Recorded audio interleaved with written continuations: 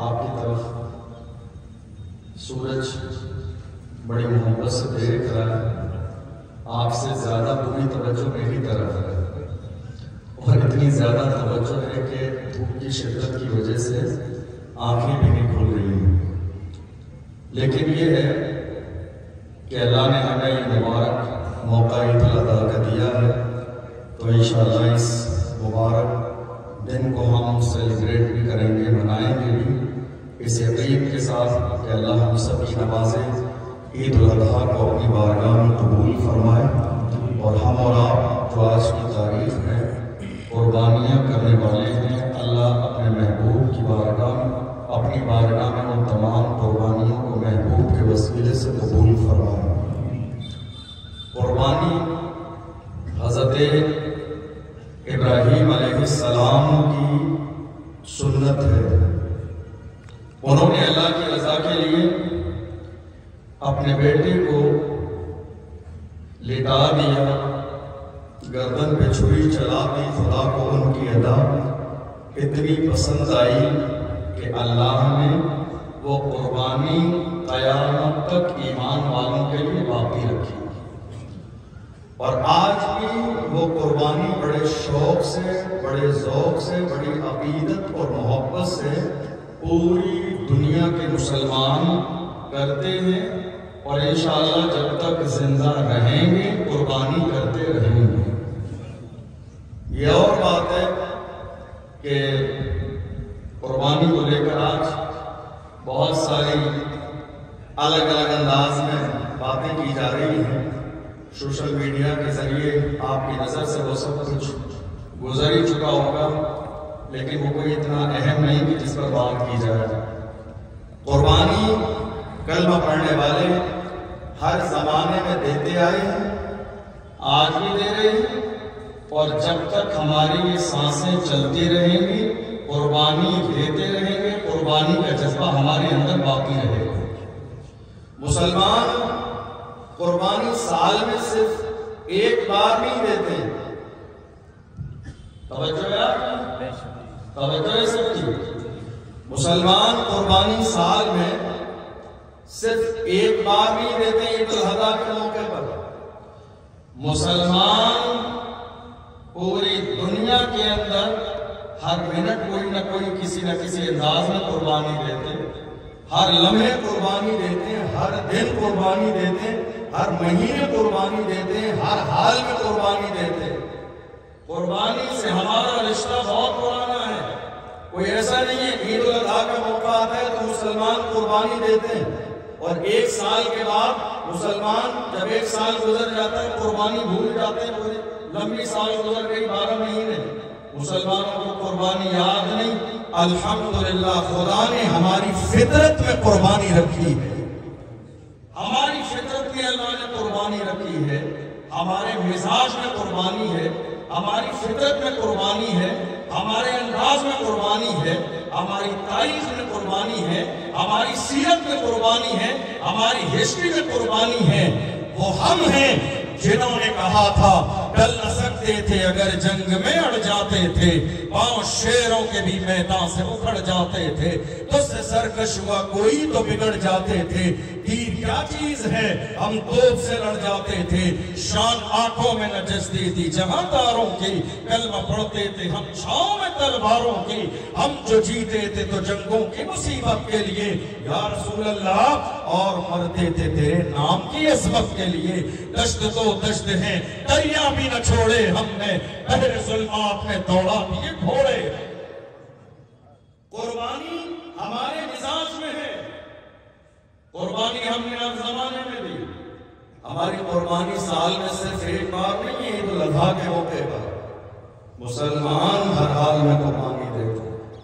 قربانی چاہے خاندان کے لیے ہو، بیوی بچوں کے لیے ہو، اولاد کے لیے ہو، بہتر سماج بنانے کے لیے ہو، یا ملک کے لیے ہو، مسلمان ہر حال میں قربانی دیتا ہے۔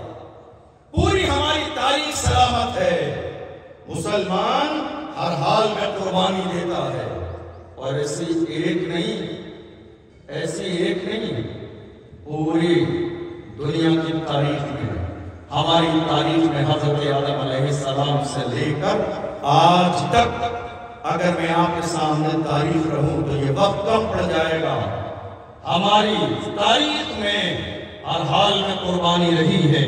قربانی صرف مسلمان عید الاضحیٰ کے دن اپنے گھر میں پردے کے ساتھ بکرا ذبح کر کے نہیں دیتا ہے.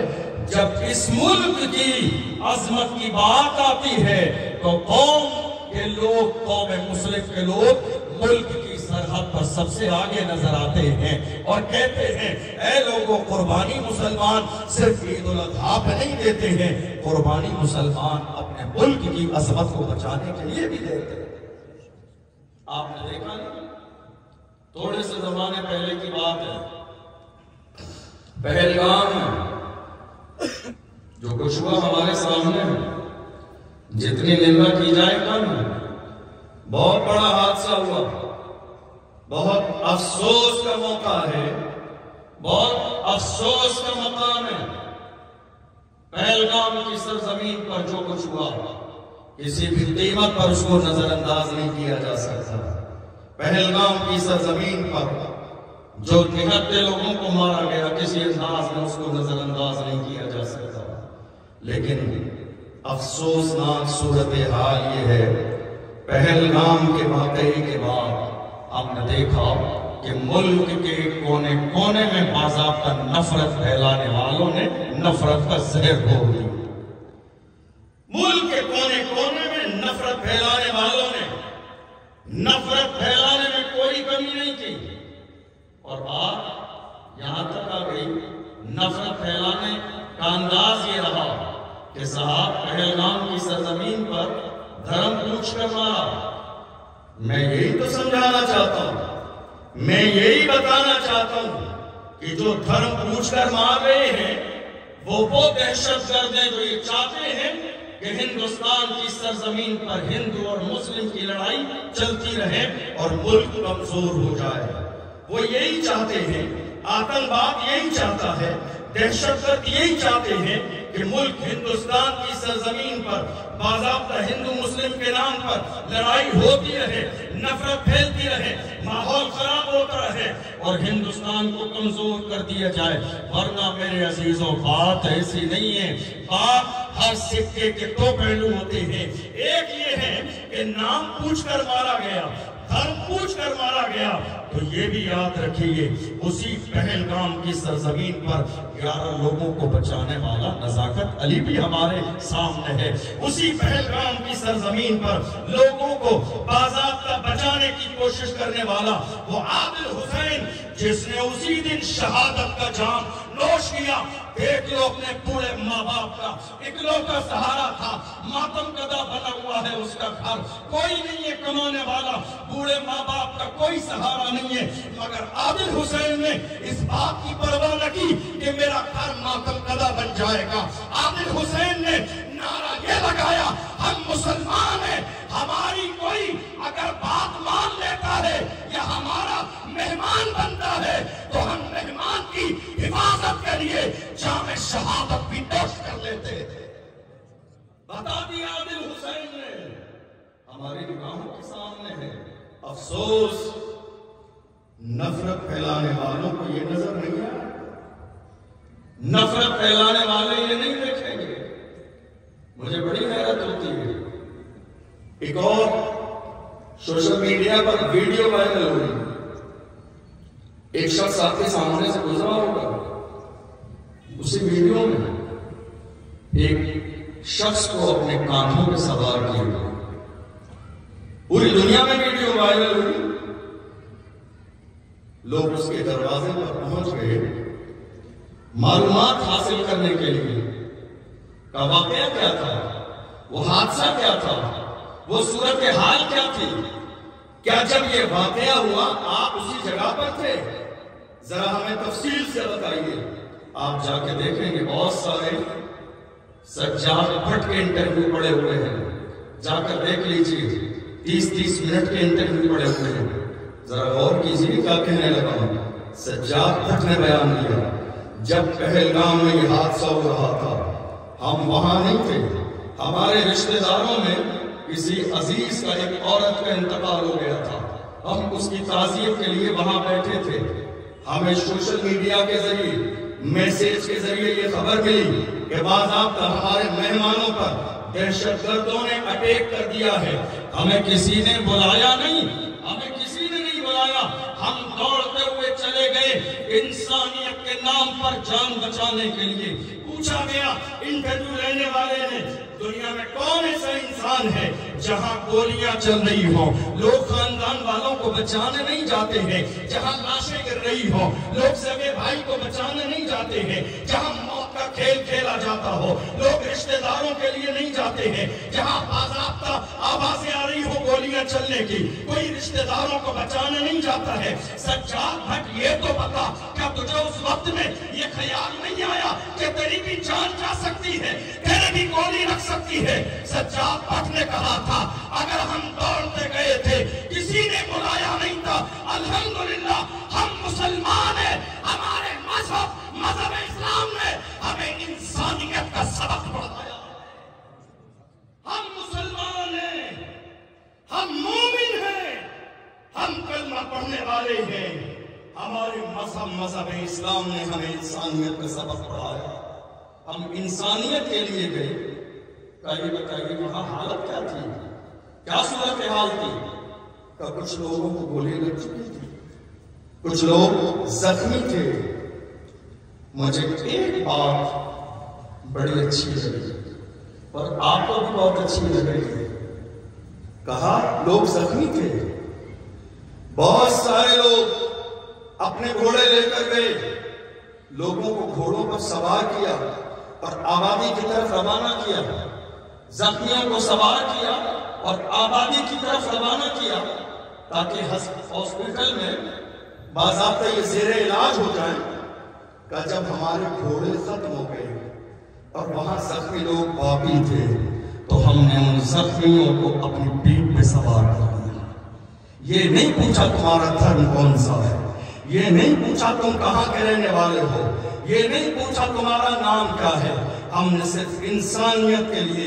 لیکن سب سے اچھی بات مجھے سجاد بھٹ کی یہ لگی, آج اس ملت کے اندر سب سے بڑا خسارہ یہ ہے کہ آج ہم ہر چیز میں اپنا نام آگے کرنے کے لیے کسی اپنے کا نام نہیں لیتے ہیں. مگر سجاد بھٹ نے کہا تھا میں تنہا نہیں تھا مدد کرنے والا, وہ تو اتفاق ہے کہ میری ویڈیو وائرل ہو گئی, ورنہ میرے جیسے کتنے مسلمان تھے جنہوں نے گھوڑوں پہ بھی سوار کیا ہے اور اپنی پیٹھوں بھی سوار کر کے ہاسپٹل پہنچایا.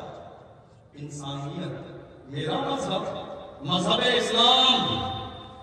آج حیرانی کی بات ہے, میں صرف اتنا کہتا ہوں دنیا سے, جب تک آپ میرے مذہب کے بارے میں پڑھیں نہیں, میرے مذہب کے لیے زبان نہ کھولیں. آپ جب تک میرے مذہب اسلام کے بارے میں جانتے نہیں ہیں, رائے نہ دیجیے. پہلے کسی اسلامی اسکالر سے اسلام سیکھیے, اس کے بعد اسلام کے بارے میں بات کیجیے. آپ کو معلوم ہی نہیں ہے اسلام کی حقانیت کیا ہے, آپ کو اندازہ ہی نہیں ہے اسلام کی سچائی کیا ہے. آپ کو حیرت ہوگی یہ جان کر, لوگوں نے نہ جانے اسلام اور مسلمانوں کے لیے پہلگام کے حادثے کے بعد کس کس انداز میں اپنی رائے دی. مجھے یاد آتا ہے اسلام کو سمجھنا ہے, میں صرف دو چھوٹی سی بخاری اور مسلم کی آپ کو حدیثیں سناؤں, میرے موضوع کو ٹچ کرتی ہیں. اللہ کے رسول نے فرمایا, ایک عورت نے, ذرا دھیان سے سنیے گا, ایک عورت نے بلی کو اپنے گھر میں قید کیا اور قید کرنے کے بعد دروازہ بند کر دیا, نکلنے نہیں دیا, کھانا نہیں دیا, پانی نہیں دیا, بھوکی رہی, پیاسی رہی اور اسی عالم میں مر گئی. اس نے بلی کو مار دیا اس عورت نے. میرے نبی ارشاد فرماتے ہیں جب وہ مر گئی اس عورت کو اللہ نے جہنم میں داخل کر دیا. ذرا ذہن میں رکھیے گا یہ بات. ایک حدیث, ایک بلی کو مار دیا, میرے نبی فرماتے ہیں اس عورت کو جہنم میں داخل کر دیا گیا. دوسری حدیث اللہ کے رسول نے فرمایا ایک انسان پیاسا کنویں کے پاس گیا, پیاس کی بڑی شدت تھی, پانی پی لیا, پانی پینے کے بعد جب وہ کنویں سے واپس جانے لگا اس نے دیکھا کنویں کے کنارے ایک شدت کے ساتھ پیاسا کتا پڑا ہوا ہے. پیاس کی شدت کی وجہ سے جس کی زبان باہر نکل رہی ہے، ایسا لگتا ہے اگر پانی نہ دیا گیا تو تھوڑی دیر میں یہ دم توڑ دے گا. اس انسان نے خود پانی پیا. اس کے بعد آس پاس کنویں کے پاس تلاش کیا کہ کوئی پانی نکالنے کی چیز مل جائے، لیکن پانی نکالنے کی کوئی چیز میسر نہ تھی. تو اس نے اپنے موزے اتارے. اپنے موزے اتارنے کے بعد، ساکس اتارنے کے بعد اسی کو پانی میں ڈبو دیا. پانی میں ڈبونے کے بعد میں پانی نکالا اور نکالنے کے بعد اس دم توڑنے والے کتے کے منہ میں اس موزے کو نچوڑ دیا، جس کی وجہ سے ضرورت کے لائق پانی، جتنا پانی اس کتے کو چاہیے تھا، اس کے حلق میں پہنچ گیا. اور جب حلق میں پہنچا ہے، جان جا رہی تھی، پانی کے چند قطروں کی وجہ سے جان بچ گئی. میرے نبی فرماتے ہیں اس گنہگار شخص نے کتے کے ساتھ بھلائی کی ہے، جب وہ مرا ہے تو اللہ نے اسے جنت میں داخل فرما دیا.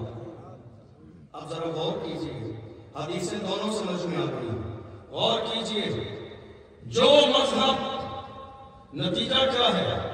جو مذہب اسلام ایک بلی کو بھی مارنے کی اجازت نہ دے، جو مذہب اسلام ایک بلی کو بھی مارنے کی اجازت نہ دے، اور وہ مذہب اسلام جو ایک کتے کے ساتھ بھلائی کرنے پر بھی جنت کا مژدہ سنا دے، تو جو مذہب اسلام بلی کو مارنے کی اجازت نہ دے، وہ انسانیت کے قتل کی اجازت کیسے دے سکتا ہے؟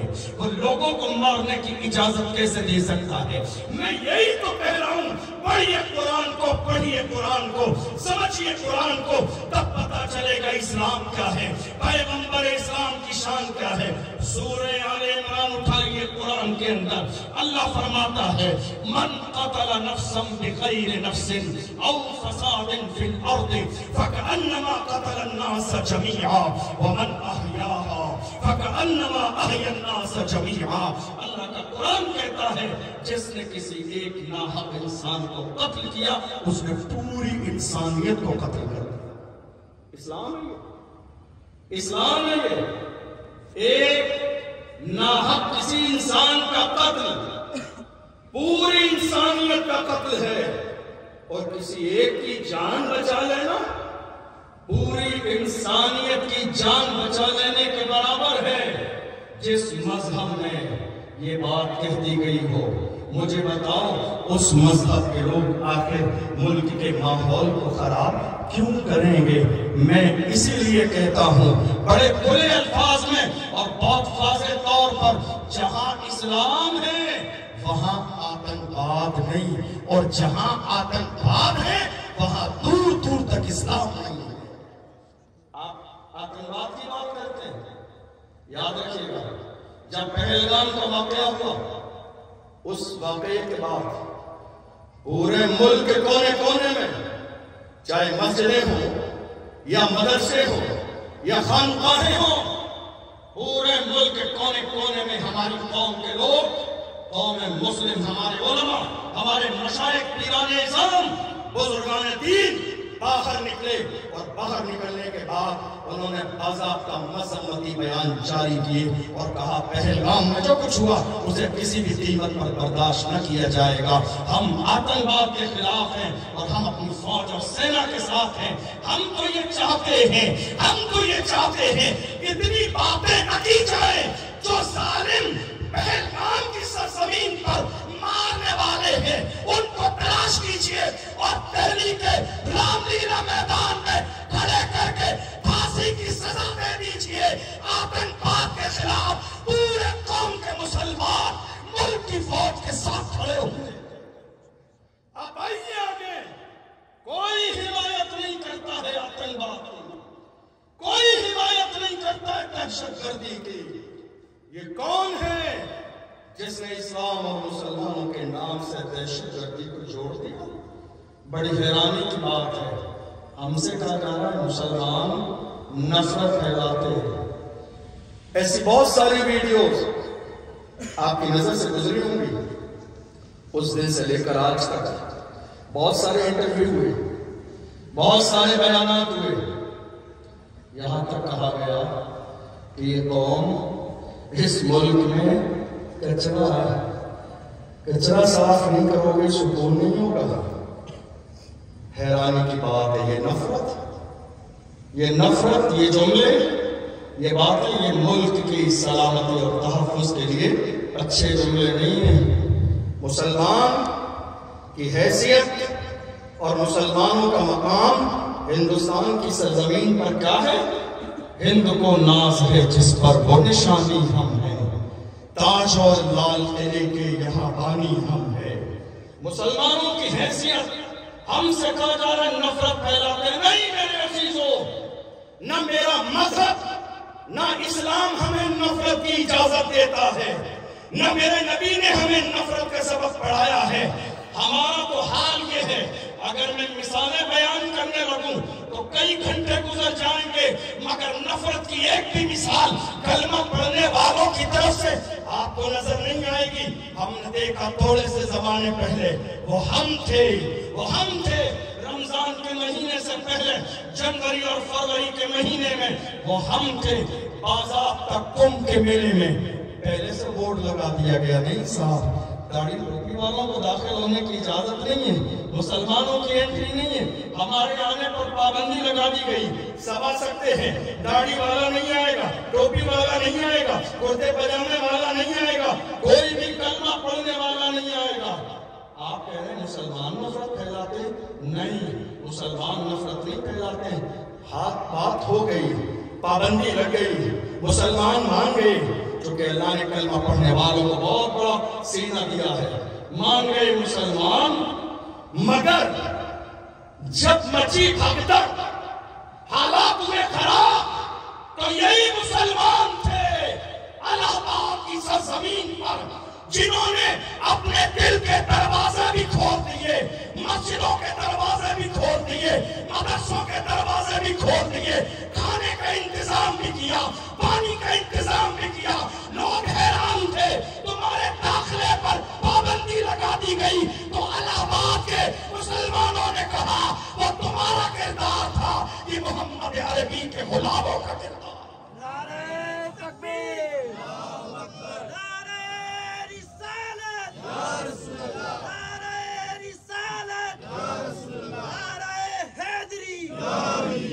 حالات دن بدن بد سے بدتر ہوتے چلے جاتے ہیں۔ افسوس، ہم نفرت پھیلاتے نہیں، ہمارے یہاں نفرت کا کوئی کانسیپٹ نہیں ہے، ہم محبت والے لوگ ہیں، بڑی شریف قوم ہے یہ، بڑی بھولی قوم ہے یہ، نفرت والے لوگ نہیں ہیں۔ ہمارا حال یہ نفرت، آج حیرانی کی بات یہ ہے لوگ نفرت کی بات کرتے ہیں۔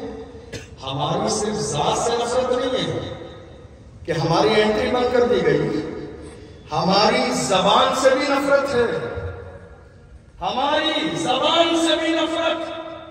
آج اردو کے بارے میں کیسے کیسے بیان دیے جا رہے ہیں، اردو پڑھنے والے ایسے ہیں، اردو کا حال یہ ہے، مگر یاد رکھیے گا اردو نہ مٹی ہے نہ کبھی مٹے گی، اس لیے کہ جو لوگ اردو پر پابندی کی بات کر رہے ہیں، افسوس کی بات ہے کہ وہ بھی اردو زبان ہی بولتے ہیں۔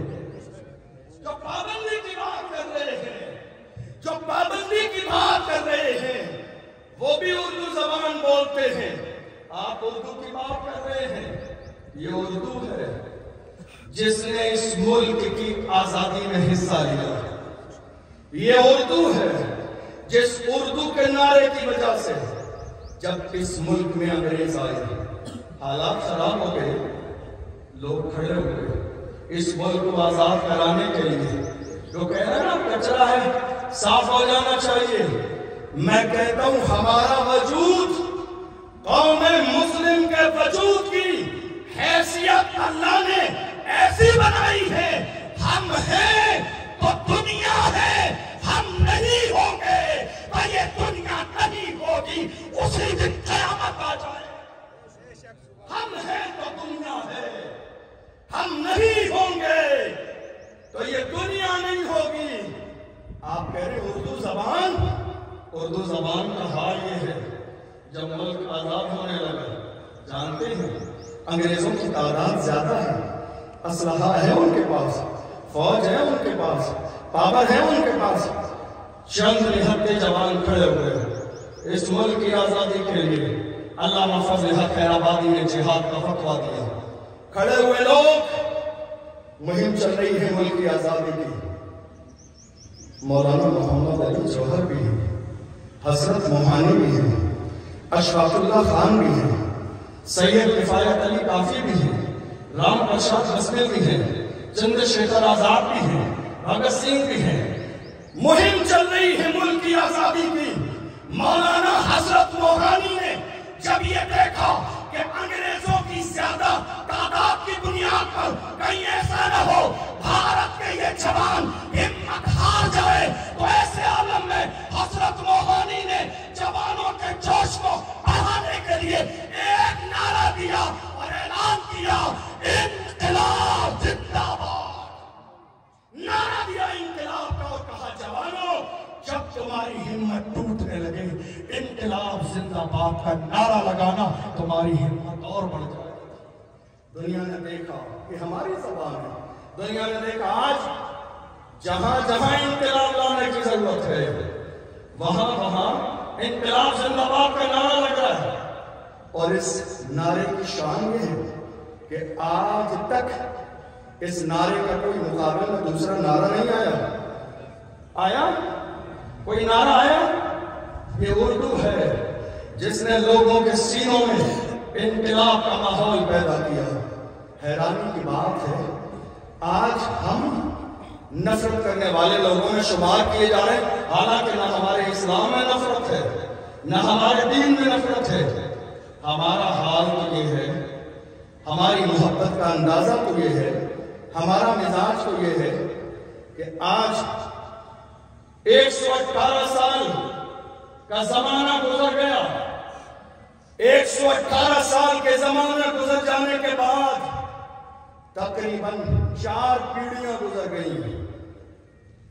4 پیڑھیاں گزر گئیں جس شربت روح افزا کو بناتے ہوئے، پیتے ہوئے، پلاتے ہوئے، مگر آج حال یہ ہے جن کی دکان بند ہو گئی، چل نہیں رہی ہے، ایسے بیوپاری تاجر دکان چلانے کے لیے شربت کے نام کے ساتھ لفظ جہاد جوڑ کر شربت روح افزا کو بھی دھارمک نام دے کر ملک کی شانتی کو بھنگ کر دینا چاہتے ہیں۔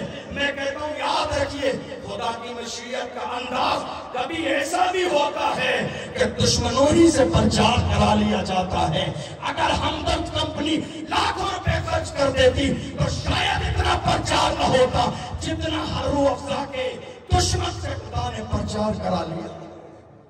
شربت،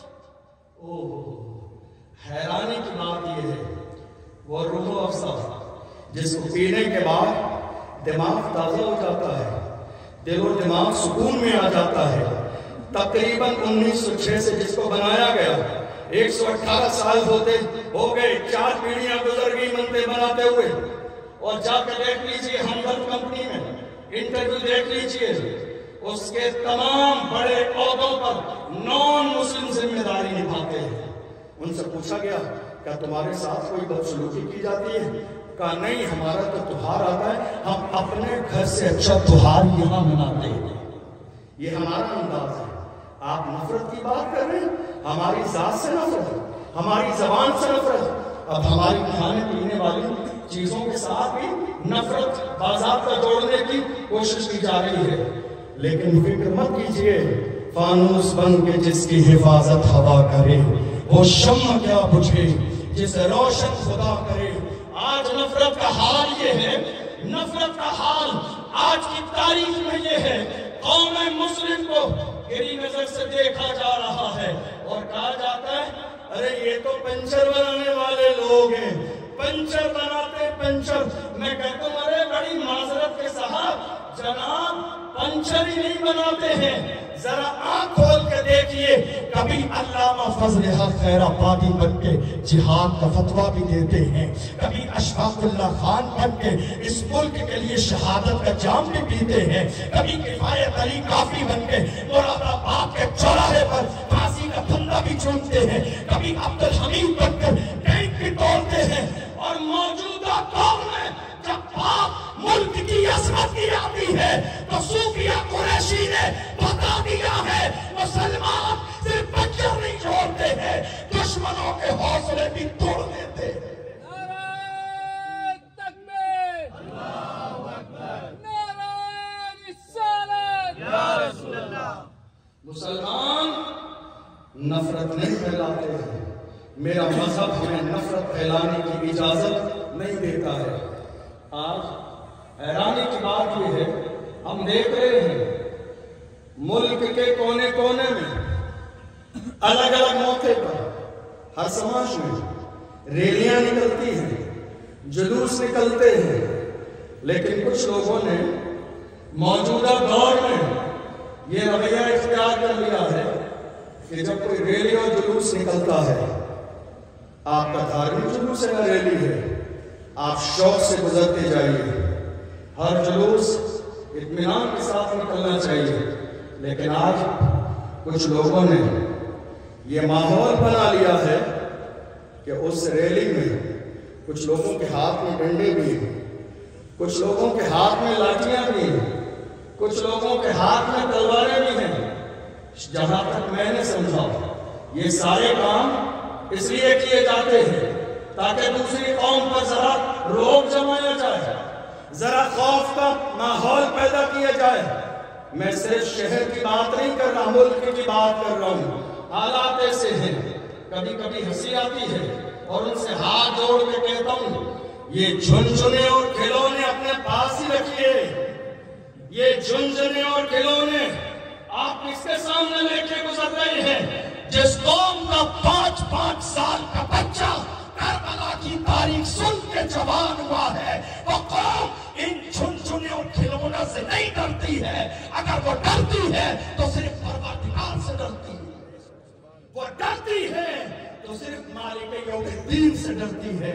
افسوس ہمارے شہر میں جلوس نکلتا ہے، میلاد النبی، محرم کا جلوس، کئی موقعوں پر احتجاجی ریلیاں بھی۔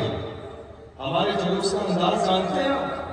ہمارا جب جلوس نکلتا ہے تو انداز یہ ہوتا ہے، میلاد النبی کا جلوس جب نکلتا ہے تو جلوس کی کمیٹی تقریباً 2 مہینے پہلے انتظام میں لگ جاتی ہے، میٹنگ ہوتی ہے، شہر کے ہر محلے کے معزز لوگ آتے ہیں، علماء اکرام آتے ہیں، میٹنگ ہو گئی، اس کے بعد دوسری میٹنگ ہمارے یہاں مسجد نیلگران میں ہوتی ہے، تمام علماء اکرام آتے ہیں، اس کے بعد مہینے بھر لگاتار میٹنگیں ہوتی رہتی ہیں۔ جلوس پہلی بار نہیں نکل رہا ہے، جلوس ہر سال نکلتا ہے، پھر یہ 2 مہینے کی میٹنگ کیوں کی جا رہی ہے شہر میں؟ یہ میٹنگ صرف قوم مسلم کے جوانوں کو گائیڈ کرنے کے لیے کی جا رہی ہے۔ جوانوں، تمہاری زبان سے ایک جملہ ملک کے قانون کے خلاف نہیں نکلنا چاہیے، تمہاری زبان سے ایک جملہ بھی ایسا نکلنا نہیں چاہیے نفرت والا کہ جس سے میرے ملک کو نقصان ہو جائے۔ یہ ملک ہمارا ہے جس کے لیے ہم نے قربانیاں دی ہیں، یہ ملک ہمارا ہے جس کے لیے ہم نے باضابطہ اپنی اولادوں کو قربان کیا ہے۔ مگر آج حال یہ ہے، آج کنڈیشن یہ ہے، برباد گلستان کرنے کو بس ایک ہی الو کافی تھا۔ ہر شاخ پہ الو بیٹھا ہے، انجانے گلستان کیا ہوگا؟ آپ کہہ رہے ہیں آتنکواد کی بات، میں کہتا ہوں ساری بات چھوڑ دیجئے، بات صرف اتنی ہے، نہ ادھر ادھر کی تو بات کر یہ بتا کہ قافلہ کیوں لٹا، نہ ادھر ادھر کی تو بات کر یہ بتا کہ قافلہ کیوں لٹا۔ ہمیں رہزنوں سے غرض نہیں، تیری رہبری کا سوال ہے، ہمیں رہزنوں سے غرض نہیں، تیری رہبری کا سوال ہے۔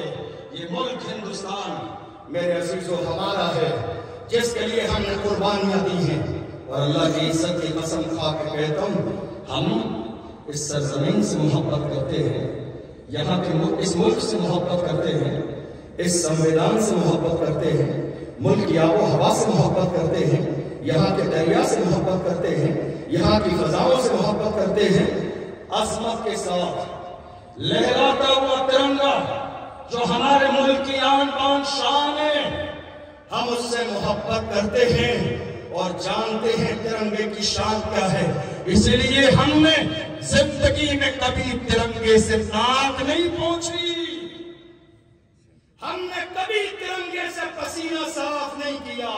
ہم جانتے ہیں یہ ترنگا ناک پوچھنے کے لیے نہیں ہے، پسینہ پوچھنے کے لیے نہیں ہے۔ وقت آ جائے تو اس ترنگے کی عظمت کے لیے گردن کٹانے کی نوبت آ جائے تو مسلمان انشاءاللہ اس ملک کی سرحد پر آپ کو سب سے آگے نظر آئے۔ مذہب اسلام زندہ باد، مذہب اسلام زندہ باد۔ پھر بھی ہم سے یہ گلہ ہے کہ وفادار نہیں، پھر بھی ہم سے یہ گلہ ہے کہ وفادار نہیں۔ میرے عزیزوں، مجھے معلوم ہے، میں دل کی گہرائیوں سے آپ کو مبارکباد دیتا ہوں اور شکریہ ادا کرتا ہوں کہ ہر سال میرے شہر بھیلواڑہ کے تمام لوگ قربانی پردے میں کرتے ہیں۔ کوئی جانور کا خون نالی میں نہیں بہاتا ہے، کوئی گندی چیز روڈ پر نہیں ڈالتا ہے۔ میں اس محبت کے لیے آپ کا شکریہ ادا کرتا ہوں۔ مجھے امید ہے کہ اس سال بھی انشاءاللہ قربانی اسی صفائی کے ساتھ، اسی ستھرائی کے ساتھ، اسی محبت کے ساتھ ہوگی۔ یاد رکھیے گا، ہمارا مذہب اسلام ہمیں محبت اور سکون کا درس دیتا ہے۔ الحمدللہ یہ وقت جو عید الاضحیٰ یا عید الفطر کے موقع پر ہوتا ہے بہت معمولی وقت ہوتا ہے، اس میں اتنی گنجائش نہیں کہ جس میں بہت ساری باتیں کی جائیں۔ اللہ کی بارگاہ میں دعا ہے پروردگار عالم ہم نے جو سنا ہے اسے سمجھنے اور عمل کرنے کی توفیق عطا فرمائے۔